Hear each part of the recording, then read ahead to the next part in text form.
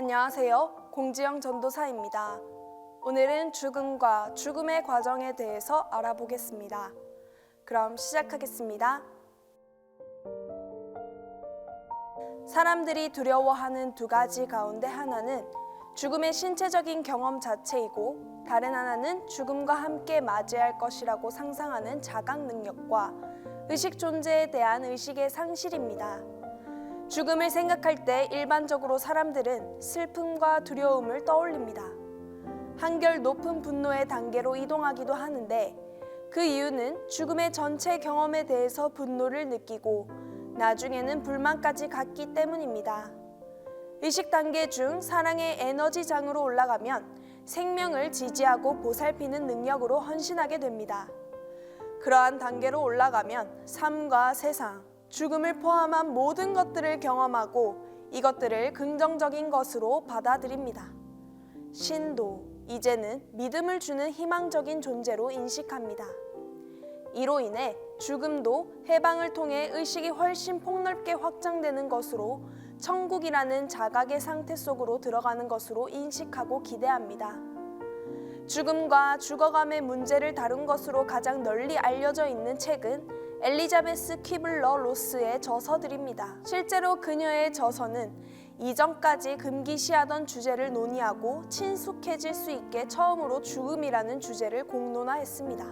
물론 충격에 대한 첫 반응은 부정이 지배적입니다. 신체적인 죽음은 일반적으로 지각 있는 존재, 누구에게나 생물학적 두려움을 불러일으키는 주된 요인이기 때문입니다.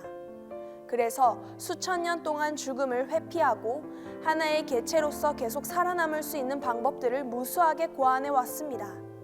부정은 자신을 두려움으로부터 보호하기 위한 에고의 기본적인 기제 중 하나입니다.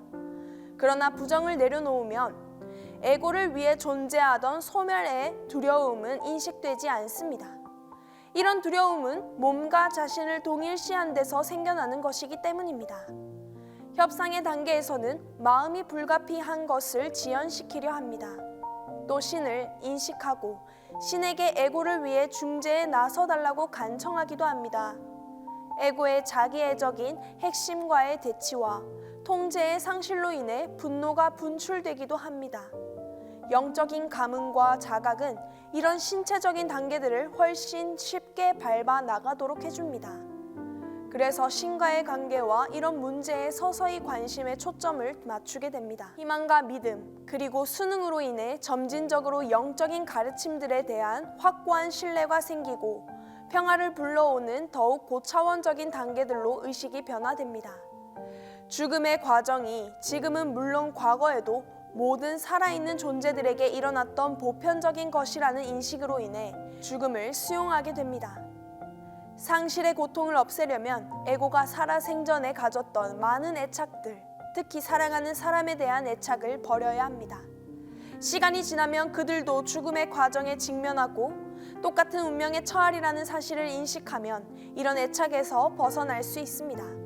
그러면 사랑도 실제에 대한 에고의 제한된 시각을 초월해서 사랑 자체인 영원히 진화하는 신성의 실제와 하나가 될 수 있는 도구가 되어줍니다. 이로 인해 타인들을 사랑하면 할수록 상실감은 더욱 적어집니다. 타인들의 유일한 가치가 사랑에 있음을 알기 때문입니다. 예컨대 작은 나는 나누지만 큰 나는 통합합니다. 이로써 죽음의 빛비춤의 상태로 나아가는 받침대가 되어줍니다. 살아생전 영적인 작업을 많이 할수록 죽음을 예감하는 순간에 해야 할 일은 적어집니다. 의식이 진화된 사람은 언제든지 몸을 떠날 수 있음을 알아도 마음은 편안합니다.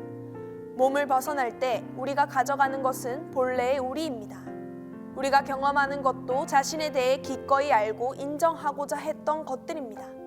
자신에 대한 진실, 자기 본래의 모습은 경험하지만 소유하던 것들은 모두 잊어버립니다. 돈이나 소유물, 권력에 대한 기억은 사라지고 우리가 했던 모든 일들도 망각 속으로 사라져버립니다.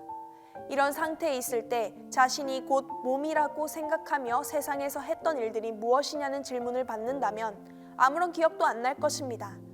하지만 자신의 본질에 대한 기억은 아주 강렬할 것입니다. 이제 죽음의 두려움을 극복하는 방법을 생각해 보겠습니다.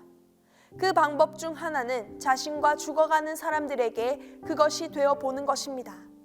죽음에 대한 우리 자신의 두려움을 이기는 방법은 마치 응급실 같은 세상 저편에 자신이 있다고 그려보는 것입니다. 가슴을 열고 천사 같은 존재들과 연결되어 그들과 하나가 되게 해달라고 간청합니다. 이제 죽어가는 사람들에게로 다가가는 자신의 모습을 떠올립니다.